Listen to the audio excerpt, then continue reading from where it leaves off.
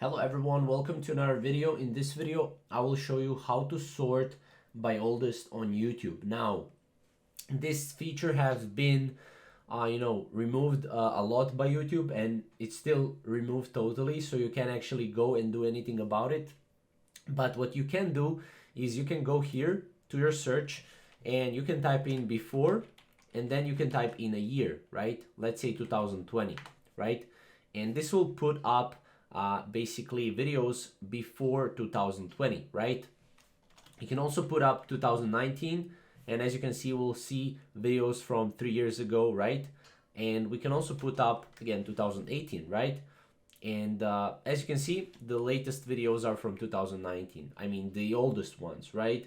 So this is how you can see which one is the oldest, right? Now you can go here and tap in. You can go to videos and then just go here and then scroll down and just wait, right?